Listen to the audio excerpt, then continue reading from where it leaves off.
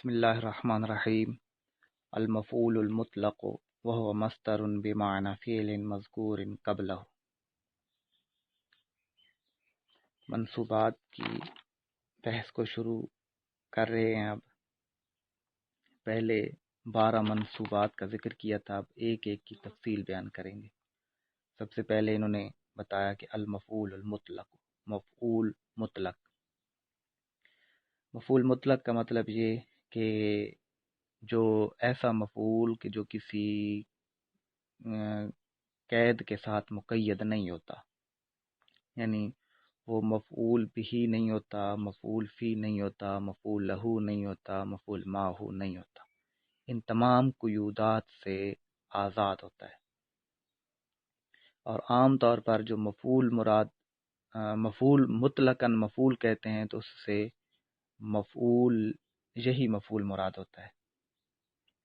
وہ مصدر بمعنی فعل مذکور قبلہ،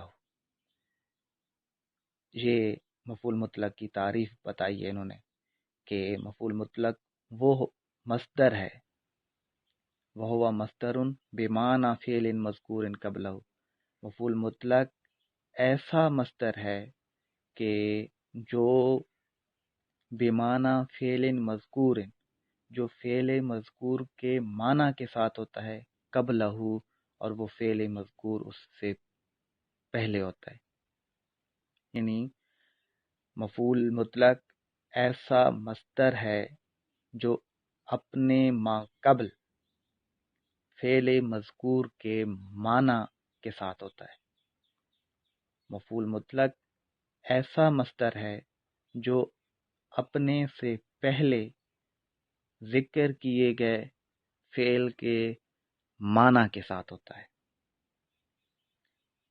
یعنی یہ مفعول مطلق ایک تو یہ کہ یہ مصدر ہوگا، اور جب یہ مفعول مطلق بطور مصدر استعمال ہو رہا ہوگا تو مفعول مطلق سے پہلے ایک فعل ذکر کیا جائے گا اور مفعول مطلق اسی فعل کے معنی میں استعمال ہو رہا ہوگا۔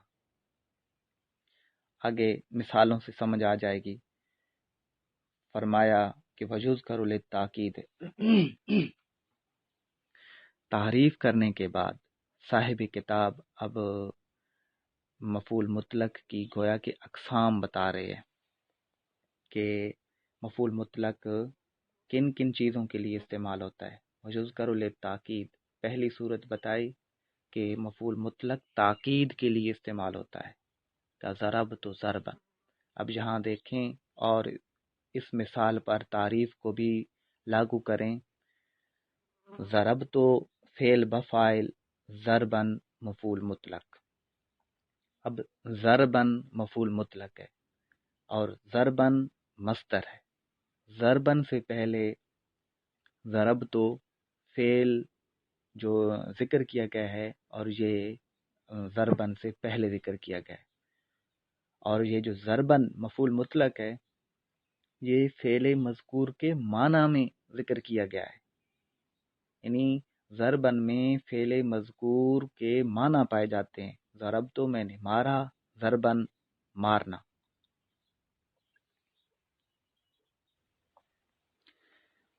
اچھا، اس کا ترجمہ میں نے مارا بھی کیا جا سکتا ہے، اور اردو میں یہی زیادہ بہتر ہے کہ ضرب تو ضربن، میں نے مارا۔ بعض علماء کے نزدیک یہ ہے کہ مفعول مطلق کا الگ ترجمہ نہیں کرنا چاہیے، یعنی یوں نہیں کہنا چاہیے میں نے مارا مارنا۔ اردو میں کلام میں جو حسن ہوتا ہے وہ پھر اس طرح ختم ہو جاتا ہے، میں نے مارا مارنا، بس میں نے مارا ہی کافی ہے، مفعول مطلق کا ترجمہ کرنا ضروری نہیں۔ تو بہرحال یہ ترجمے کی الگ بات ہے۔ تو یہاں پر ضرب تو ضربن، یہ ضربن تاکید کے لیے ہے کہ بات میں ضرب تو جب کہا تو یہاں ایک احتمال تھا، اور وہ احتمال یہ کہ ہو سکتا ہے کہ سننے والا یہ سمجھ لیتا کہ ضرب تو سے جھڑکنا بھی مراد ہے، یعنی میں نے اسے مارا، سننے والا یہ سمجھتا کہ ہو سکتا ہے اس نے جھڑکا ہو، مارا نہ ہو۔ ضربن لگا کر تاکید لگا دی کہ نہیں، میں نے مارا ہے، یعنی میں نے اس کی پٹائی کی ہے۔ تو مفعول مطلق کا ایک فائدہ یہ کہ یہ تاکید کے لیے استعمال ہوتا ہے۔ آگے اول بیان نوع، یا یہ نوع کے بیان کے لیے ہوتا ہے، یعنی یہ ہیئت کے بیان کے لیے ہوتا ہے، یعنی یہ نوعیت ہیئت کو بیان کرتا ہے، شکل کو بیان کرتا ہے۔ نحو جلست جلسۃ القاری، میں بیٹھا قاری کے بیٹھنے کے نوع کی طرح، یعنی جس طرح قاری بیٹھتا ہے اس طرح میں بیٹھا، یعنی دو زانوں ہو کر بیٹھا۔ جہاں جلستا نے یہ جو کہ مفعول مطلق ہے، جلست جلستا، جلستا مفعول مطلق ہے کہ یہ فعل مذکور کے معنی میں ہے، اور یہ جہاں نوعیت کے بیان کے لیے، شکل کو بیان کرنے کے لیے ہے، یا ہیئت کے بیان کے لیے، یعنی میں بیٹھا قاری کی انداز کی طرح، کہ جس طرح قاری دو زانوں ہو کر بیٹھتا ہے میں بھی دو زانوں ہو کر بیٹھا، یا میں قاری کی طرح بیٹھا۔ اول بیان العدد کا جلست جلستن او جلستین او جلسات، یا یہ جو مفعول مطلق ہوتا ہے یہ عدد کے بیان کے لیے آتا ہے، یعنی اس کا ایک فائدہ، یا تو یہ فائدہ مفعول مطلق یہ ہوتا ہے کہ یہ تاکید کے لیے آتا ہے، یا نوع کے بیان کے لیے آتا ہے، یا یہ عدد کے بیان کے لیے آتا ہے۔ جیسے جلست جلستن او جلستین او جلسات، میں ایک مرتبہ بیٹھا، میں دو مرتبہ بیٹھا، یا میں بہت مرتبہ بیٹھا۔ یہاں ایک بات یاد رکھیں کہ جو فرمایا کہ مفعول مطلق نوع کے بیان کے لیے آتا ہے، نوع کے بیان کے لیے مفعول مطلق اس وقت آئے گا جب مفعول مطلق فعلتن کے وزن پر ہوگا، جیسے جلستن ہے کہ عربی میں فعلتن یہ نوع کے بیان کے لیے آتا ہے، اور جب مفعول مطلق عدد کے بیان کے لیے آئے گا تو اس وقت یا تو یہ فعلتن کے وزن پر آئے گا جیسے جلستن، یا یہ پھر تثنیہ اور جمع کے ساتھ آئے گا تو یہ اس وقت عدد بتا رہا ہوگا۔ تو بہرحال مفعول مطلق کے بارے میں بتایا، اور مفعول مطلق کی تعریف یہ کہ مفعول مطلق اپنے ما قبل فعل کے معنی میں ہوتا ہے اور مفعول مطلق مصدر ہوتا ہے۔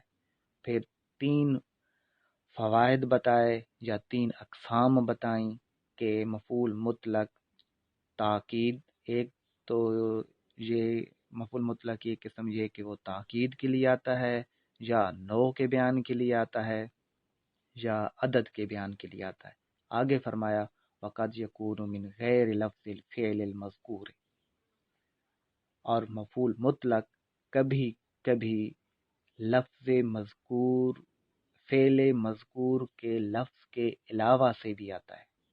وقد یکون من غیر لفظ الفعل المذکور، اور مفعول مطلق فعل مذکور کے لفظ کے علاوہ سے بھی آتا ہے۔ نحو قعدت جلوسا، اب یہاں دیکھیں کہ جلوسن مفعول مطلق ہے، لیکن جلوسن کا جو مادہ ہے وہ جیم، لام اور سین ہے، اور ماں قبل جو فعل ذکر کیا گیا ہے وہ قعدت ہے، یعنی اس کا مادہ اور ہے، جلوسن کا مادہ اور ہے۔ وَأَنبَتَ نَبَاتًا، اور انبت نباتن میں نباتن مفعول مطلق ہے۔ اب مفعول مطلق کے جو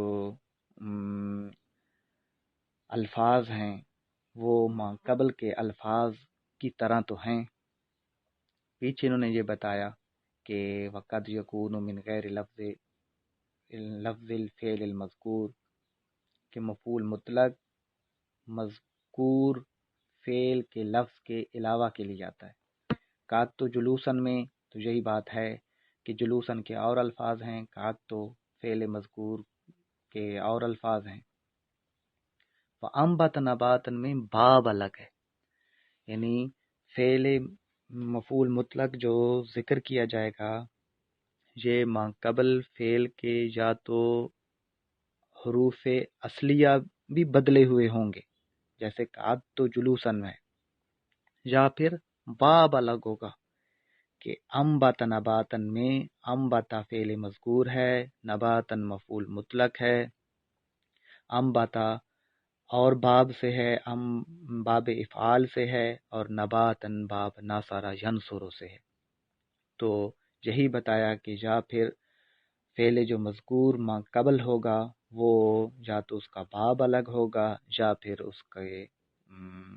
اس کے جو الفاظ ہوں گے وہ بدلے ہوئے ہوں گے، تبدیل ہوں گے۔ واللہ اعلم بحقیقت۔